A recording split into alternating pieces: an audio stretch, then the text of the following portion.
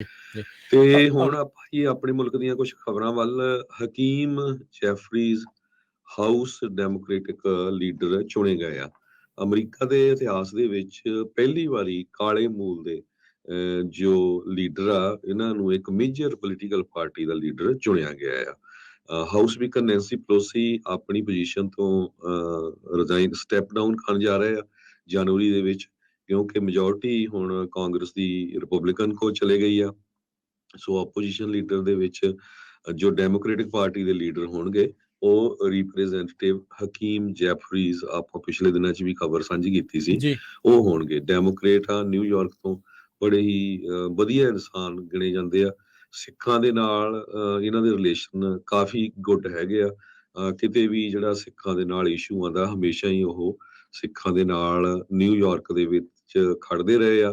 ਪਿਛਲੇ ਮਹੀਨਿਆਂ 'ਚ ਜਦੋਂ ਉੱਥੇ ਹੇਟ ਕ੍ਰਾਈਮ ਹੋਇਆ ਸੀ, ਆਪਣੇ 2 ਬਜ਼ੁਰਗਾਂ ਨੂੰ ਕੁੱਟਿਆ ਮਾਰਿਆ ਗਿਆ ਸੀ, ਉਸ ਟਾਈਮ ਦੇ ਵਿੱਚ ਵੀ ਸਿੱਖਾਂ ਦੇ ਨਾਲ ਪੂਰੇ ਇਹ ਮੋਢੇ ਨਾਲ ਮੋਢਾ ਲਾ ਕੇ ਉੱਥੇ ਖੜੇ ਸੀ। ਜੀ। ਸੋ ਇਹ ਜਿਹੜੇ ਹਾਊਸ ਦੇ ਮਾਈਨੋਰਟੀ ਲੀਡਰ ਦੇ ਵਿੱਚੋਂ ਜਿਹੜੇ ਉਹ ਆਉਣਗੇ 3 ਜਨਵਰੀ ਨੂੰ। ਜਿਹੜੀ 118ਵੀਂ ਕਾਂਗਰਸ ਆ ਉਸ ਨੇ ਇੱਕ ਹਿਸਾਬ ਦੇ ਨਾਲ ਸਹੁੰ ਚੱਕਣੀ ਹੈ, ਕਨਵੀਨ ਜਿਹੜਾ ਉਹ ਹੋਣਾ ਆ। ਤੇ ਹਾਊਸ ਦੇ ਡੈਮੋਕ੍ਰੇਟਸ ਨੇ ਆਪਣੀ 118ਵੀਂ ਕਾਂਗਰਸ ਦੇ ਲਈ 52 ਸਾਲਾ ਨਿਊਯਾਰਕਰ ਹਕੀਮ ਜੈਫਰੀਜ਼, ਪਹਿਲੇ ਕਾਲੇ ਮੂਲ ਦੇ, ਉਹਨਾਂ ਨੂੰ ਚੁਣਿਆ ਹੈਗਾ ਆ। ਤੇ ਇਸ ਦੇ ਉੱਤੇ ਜਿਹੜੇ ਸੈਨੇਟ ਦੇ ਇਸ ਟਾਈਮ ਮੈਜੋਰਟੀ ਲੀਡਰ ਚੱਕ ਸ਼ੂਮਰ ਆ, ਉਹਨਾਂ ਨੇ ਜਿਹੜਾ ਕਿਹਾ ਵੀ ਜਿਹੜੇ ਹਾਊਸ ਦੇ ਡੈਮੋਕ੍ਰੇਟ ਲੀਡਰ ਦੇ ਵਜੋਂ ਹਕੀਮ ਜੈਫਰੀਜ਼ ਉੱਥੇ ਪਹੁੰਚੇ ਨੇ, ਇਹ ਅਮਰੀਕਾ ਦੇ ਇਤਿਹਾਸ ਦੇ ਵਿੱਚ ਇੱਕ ਟਰਨਿੰਗ ਪੁਆਇੰਟ ਦੇ ਵਿੱਚੋਂ ਜਿਹੜਾ ਉਹ ਹੋਊਗਾ। ਚੱਕ ਸ਼ੂਮਰ ਆਪ ਵੀ ਜਿਹੜੇ ਉਹ ਨਿਊਯਾਰਕ ਤੋਂ ਆ। ਸੋ ਦੋਨੋਂ ਹੀ ਸਦਨਾਂ ਦੇ ਵਿੱਚ ਡੈਮੋਕ੍ਰੇਟ ਪਾਰਟੀ ਵੱਲੋਂ ਨਿਊਯਾਰਕਰਸ ਹੀ ਜਿਹੜੇ ਆ ਲੀਡ ਆ ਇਸ ਟਾਈਮ ਉੱਥੇ ਕਰ ਰਹੇ ਹੈਗੇ ਆ। ਸੋ ਇਹ ਚੀਜ਼ ਜਿਹੜੀ ਦੇਖੀ ਗਈ ਆ। ਨੈਂਸੀ ਪਲੋਸੀ ਜਿਹੜੇ ਆ ਉਹ ਹੁਣ ਛੱਡ ਕੇ ਜਾ ਰਹੀ ਆ ਲੀਡਰਸ਼ਿਪ ਜਿਹੜੀ ਉਹ ਰੋਲ ਨੂੰ। ਹੁਣ ਇਹ ਨਹੀਂ ਪਤਾ ਵੀ ਉਹ ਆਪਣੀ ਸੀਟ ਨੂੰ ਵੀ ਹੌਲੀ ਹੌਲੀ ਛੱਡਣਗੇ ਜਾਂ ਅਜੇ ਨਹੀਂ। ਪਰ ਇਹ ਆ ਵੀ ਹੁਣ ਕਿਉਂਕਿ ਹੁਣ ਹਰਜੋਤ ਸਿੰਘ ਜੀ ਪੋਲੀਟਿਕਸ ਦੇ ਵਿੱਚ ਦੇਖਿਆ ਜਾਵੇ ਤਾਂ 52 ਸਾਲਾਂ ਦਾ ਕਾਫੀ ਜਵਾਨ ਹੀ ਮੰਨਿਆ ਜਾਂਦਾ ਆ। ਸੋ ਪੋਲੀਟਿਕਸ ਦੇ ਵਿੱਚ ਜਿਹੜੀ ਇਹ ਚੀਜ਼ ਦੇਖੀ ਆ। ਮੈਜੋਰਟੀ ਕਾਫੀ ਸਲਿਮ ਆ। ਦੂਜੇ ਪਾਸੇ ਜਿਹੜੇ ਕੈਵਿਨ ਮਕਾਰਥੀ ਹੋਣਗੇ ਹਾਊਸ ਦੇ ਸਪੀਕਰ ਦੇ ਵਜੋਂ ਵੀ ਉਹਨਾਂ ਦੇ ਬਣਨ ਦੀਆਂ ਸੰਭਾਵਨਾਵਾਂ ਪੂਰੀਆਂ ਹੀ ਨੇ, ਕਿਉਂਕਿ ਉਹਨਾਂ ਨੂੰ ਲੀਡਰ ਜਿਹੜਾ ਰਿਪਬਲਿਕਨ ਪਾਰਟੀ ਨੇ ਜਿਹੜਾ ਉਹ ਚੁਣ ਲਿਆ, ਬਣ ਜਾਣਗੇ।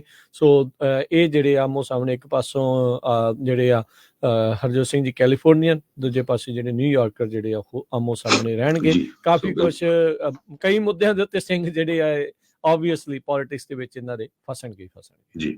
ਸੋ ਬਿਲਕੁਲ ਕੈਵਿਨ ਮਕਾਰਥੀ ਸਰੋਤਿਆਂ ਨੂੰ ਦੱਸਦੀ ਜਾਈਏ, ਇਹ ਬੇਕਰਸਫੀਲਡ ਤੋਂ ਆ, ਇੱਥੇ ਦੇ ਕਾਂਗਰਸਮੈਨ ਆ। ਸੋ ਬੇਕਰਸਫੀਲਡ ਦੇ ਵਿੱਚ ਪੰਜਾਬੀਆਂ ਦੀ ਹੁਣ ਪੋਪੂਲੇਸ਼ਨ ਬਹੁਤ ਜ਼ਿਆਦਾ ਵੱਧ ਗਈ ਆ।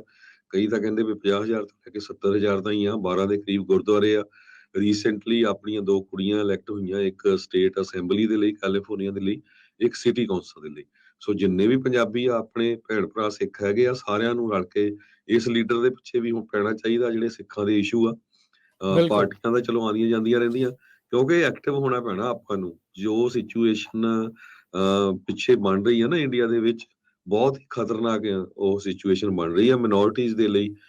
ਉੱਥੇ ਦਾ ਮੀਡੀਆ ਜਿਹੜਾ ਸਾਰਾ ਉੱਥੇ ਦੀ ਸਰਕਾਰ ਨੇ ਬਾਈ ਕਰ ਲਿਆ, ਜਾਂ ਸਰਕਾਰ ਦੇ ਜਿਹੜੇ ਹਮਾਇਤੀ ਆ, ਇੱਕੋ ਲਾਸਟ ਰਹਿੰਦਾ ਸੀ ਟੀਵੀ ਸਟੇਸ਼ਨ, ਉਹ ਵੀ ਉਹਨਾਂ ਨੇ ਬਾਈ ਕਰ ਲਿਆ।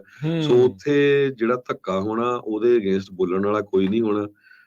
ਤੇ ਸੋਸ਼ਲ ਮੀਡੀਆ ਹੀ ਆ, ਸੋਸ਼ਲ ਮੀਡੀਆ ਨੂੰ ਉਹ ਬੰਦ ਕਰ ਦਿੰਦੇ ਆ ਜਦੋਂ ਜਿਹੜਾ ਉਹਨਾਂ ਦੇ ਨਹੀਂ ਫਿੱਟ ਪੈਂਦਾ। ਸੋ ਬਿਲਕੁਲ ਇੱਥੇ ਜਿਹੜੇ ਉਸ ਮਾਈਨੋਰਟੀਜ਼ ਤੋਂ ਉੱਥੋਂ ਆ ਕੇ ਵਸੇ, ਇਮੀਗ੍ਰੈਂਟ ਹੋ ਕੇ ਵਸੇ, ਇਹ ਫਰਜ਼ ਬਣਦਾ ਆ ਜਿਹੜੇ ਇਹਨਾਂ ਲੀਡਰਸ ਦਾ ਵੀ ਭਾਈ ਤੁਸੀਂ ਆਵਾਜ਼ ਜਿਹੜੀ ਆ ਉਹਨਾਂ ਦੀ ਬੁਲੰਦ ਕਰਨੀ ਆ ਬਾਹਰਲੇ ਮੁਲਕਾਂ 'ਚ। ਸੋ ਜਿਹੜੇ ਇਹ ਉਹਨਾਂ ਪੜ੍ਹੇ ਲਿਖਿਆਂ ਦੇ ਲਈ ਵੀ ਜਵਾਬ ਆ ਵੀ ਇੱਦਾਂ ਜਿਹੜੇ ਲੀਡਰਸ਼ਿਪ ਰੋਲਸ ਦੇ ਵਿੱਚ ਪਹੁੰਚ ਕੇ ਇਹੋ ਜਿਹੀਆਂ ਥਾਵਾਂ ਤੋਂ ਜਦੋਂ ਇਹ ਆਵਾਜ਼ ਜਾਂਦੀ ਆ, ਉੱਠਦੀ ਆ, ਤੇ ਇਹਨਾਂ ਦਾ ਅਸਰ ਜਿਹੜਾ ਉਹ ਪੈਂਦਾ। ਹੁਣ ਆਪਾਂ ਦੇਖਦੇ ਹੀ ਆ ਕੈਨੇਡਾ ਦੇ ਵਿੱਚ ਕਿੱਦਾਂ ਰੌਲਾ ਪੈਂਦਾ, ਕਿੱਦਾਂ ਭਾਰਤ ਦੇ ਜਿਹੜੇ ਸਿੰਘ ਕੈਨੇਡਾ ਦੇ ਨਾਲ ਜਿਹੜੇ ਇਸੇ ਕਰਕੇ ਜਿਹੜੇ ਉਹ ਫਸੇ ਰਹਿੰਦੇ ਆ। ਉਹ ਕਈ ਕੁਛ ਜਿਹੜਾ ਉਹ ਆਖਦੇ ਆ, ਕਿੰਨੀਆਂ ਪੁੱਠੀਆਂ ਸਿੱਧੀਆਂ ਗੱਲਾਂ ਜਿਹੜੀਆਂ ਉਹ ਕਰਦੇ, ਕਿਉਂਕਿ ਦਬਾਅ ਪਾਉਣ ਦੀ ਕੋਸ਼ਿਸ਼ ਕਰਦੇ ਰਹਿੰਦੇ ਆ।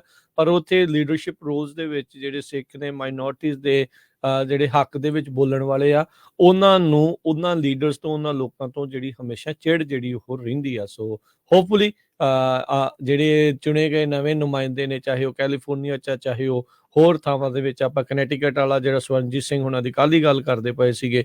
ਸੋ ਇੱਦਾਂ ਦੇ ਲੀਡਰਸ ਦੀ ਜਿਹੜੀ ਉਹ ਆਪਾਂ ਨੂੰ ਹਮੇਸ਼ਾ ਦਰਕਾਰ, ਲੋੜ ਜਿਹੜੀ ਉਹ ਰਹੇਗੀ।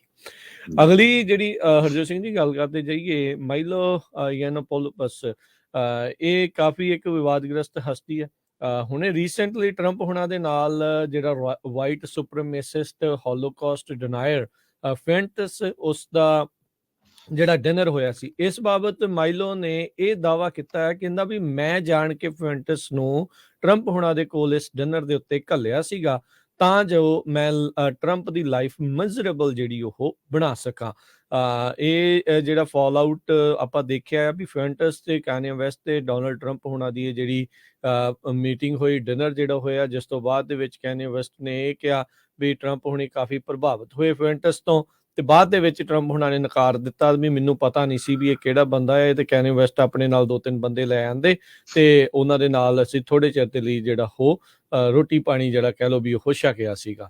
ਸੋ ਹੁਣ ਮਾਈਲੋ ਨੇ ਇਹ ਦਾਅਵਾ ਕੀਤਾ, ਕਹਿੰਦਾ ਮੈਂ ਹੀ ਉਸ ਨੂੰ ਉੱਥੇ ਘਲਾਇਆ ਸੀਗਾ ਤੇ ਇਹ ਜਾਣ ਬੁੱਝ ਕੇ ਟਰੰਪ ਹੁਣਾਂ ਦੀ ਲਾਈਫ ਜਿਹੜੀ ਆ ਮਿਜ਼ਰੇਬਲ ਬਣਾਉਣ ਦੇ ਲਈ ਬਹੁਤ ਸਾਰੇ ਜਿਹੜੇ ਰਿਪਬਲਿਕਨ ਪਾਰਟੀ ਦੇ ਵਿੱਚੋਂ ਵੀ ਆਵਾਜ਼ ਜਿਹੜੀ ਇਸ ਚੀਜ਼ ਦੇ ਉਲਟ ਉੱਠੀ ਵੀ ਇਸ ਜਿਹੜੇ ਕਹਿ ਲਓ ਵੀ ਵਿਵਾਦਗ੍ਰਸਤ ਹਸਤੀ ਆ ਵਾਈਟ ਸੁਪਰਮੇਸਿਸਟ ਹੋਲੋਕਾਸਟ ਡਿਨਾਇਰ ਫੈਂਟਸ ਆ, ਉਸ ਦੇ ਨਾਲ ਮੁਲਾਕਾਤ ਟਰੰਪ ਹੁਣਾਂ ਨੂੰ ਨਹੀਂ ਸੀ ਜਿਹੜੀ ਉਹ ਕਰਨੀ ਚਾਹੀਦੀ। ਸੋ ਇਹ ਹੁਣ ਇੱਕ ਨਵਾਂ ਮੋੜ ਇਸ ਪੂਰੀ ਜਿਹੜੇ ਡਿਨਰ ਨੂੰ ਲੈ ਕੇ ਸਾਹਮਣੇ ਆਇਆ ਆ।